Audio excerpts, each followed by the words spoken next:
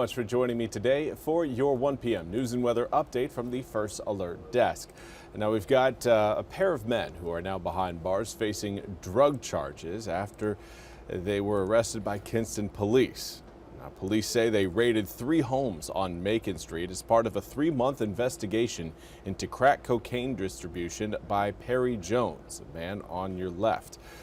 Now, during the search, police say they found crack cocaine, digital scales, and drug paraphernalia consistent with distribution activities.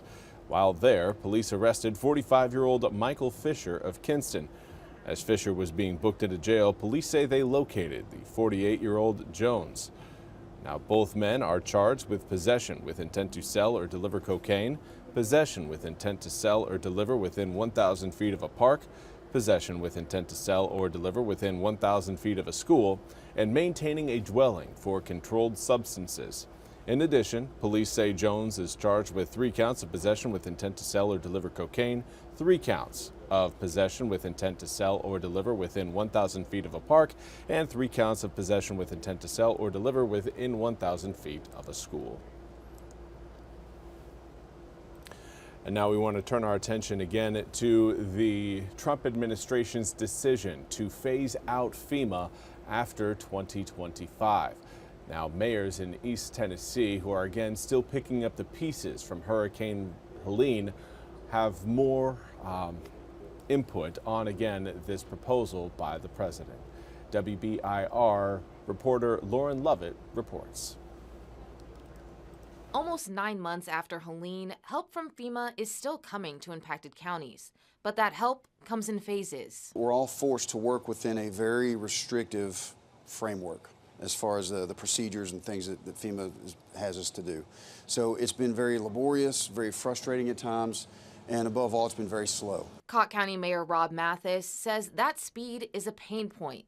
He says it's possible that phasing the agency out and giving power to the states could be beneficial. The best government is always closest to the people.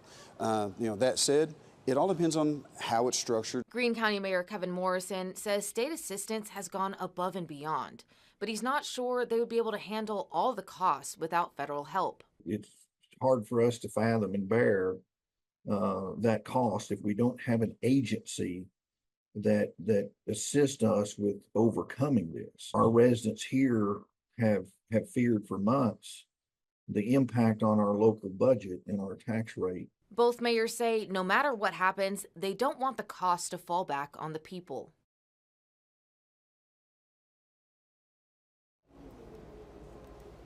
And again, that was Lauren Lovett reporting. We now turn our attention to the forecast. And right now, everything in the Atlantic Basin from a tropical perspective is registering as quiet. Now, there is activity in the Pacific, but obviously we are not going to be affected by that. We do have some storms, though, that will be impacting us this coming weekend. Let's take a look at your visible satellite. We do have, again, cloud cover across most of eastern North Carolina, but there certainly are pockets of sunshine. We are also tracking a sea breeze front as it moves its way northward over eastern North Carolina. Right now, that sea breeze front over Sampson, Duplin, Onslow, southern Jones, southern Craven, and Carteret counties, moving into Pamlico County as we speak. Now, of course, that front will help spark more storms as we head through the next few hours, but this is the pattern that we were expecting. Scattered showers and storms bubbling up as we make our way into the afternoon and evening hours. Here we are, 1 p.m. afternoon, and we have storms. Now let's zoom the picture in a little bit closer onto some of those storms closer to the Crystal Coast. Again, seeing a boundary kind of just work its way across the Onslow County coastline heading towards Carteret County. But then again, that sea breeze front is continuing to work its way a little bit further northward. Also have a little bit of a stronger cell just south of White Lake. You can see again had a little pulse of lightning out of that cell. Right now, not severe, but that is certainly one that we are keeping an eye on for that potential to become a severe thunderstorm. Right now, that line we were tracking earlier in Martin County is now working its way through Bertie County. That's going to continue to inch its way northward towards Hertford and Gates counties here within the next 2 hours or less. Currently in Greenville, 86 degrees, feels like 97 thanks to a 77-degree dew point. Southwesterly wind at 10 miles an hour. trying to keep the humidity high. Well, it's doing a great job at it. It's also trying to keep the heat high, but the rain showers that are developing because of the heat and humidity combo is ironically actually bringing the heat back down again, which is why Jacksonville currently sitting at 77 degrees, noticeably cooler than the neighbors to the west and to the northeast. Right now, New Bern, 88 degrees, Kenansville, 88 degrees, Kinston, 86, a little bit warmer than what we're seeing across central Onslow County currently, but that's because Onslow County's been dealing with some rain showers here for the past hour or so. Now, through the rest of the afternoon, again, more showers and storms will be present throughout eastern North Carolina. Just because you're not seeing rain right now doesn't mean you won't see rain later on today.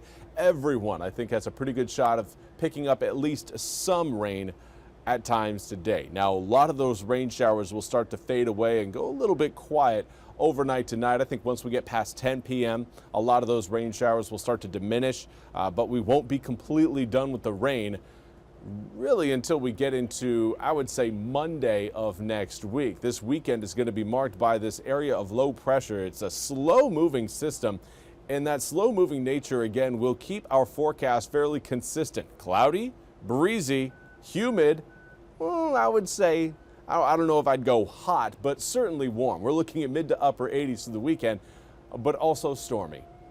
Spotty scattered storms will be a part of the forecast all the way through your Saturday as well as Sunday, even into Monday as well. Now, Monday is when we're expecting that cold front to fully push its way across eastern North Carolina, and that will give us another round of sunshine coming up as we kick off Tuesday. Now, there will certainly be some sun breaks over the weekend.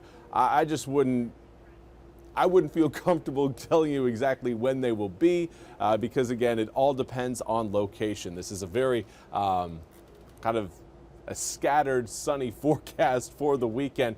Mostly cloudy skies, though. Plan on mostly cloudy skies. That way you won't be disappointed when everything is all gray. But, again, if you can't pick up some sunshine, enjoy it while it is there. We'll see more of it coming up next week. But as that happens, we will see air temperatures respond to that increase of sunshine, returning to the low to mid 90s for really Tuesday, Wednesday, Thursday, and Friday of next week. So get ready for some heat after this weekend. I do want to say good afternoon to Penny Harrell. Hopefully you're having a wonderful Friday yourself. But that's all we have time for today's 1 p.m. news and weather update from the First Alert Desk. I want to thank you all so much for joining me. If I don't see you back here coming up at 2 o'clock, I hope you all have a wonderful weekend. For those of you sticking around, we'll see you back here in just under an hour.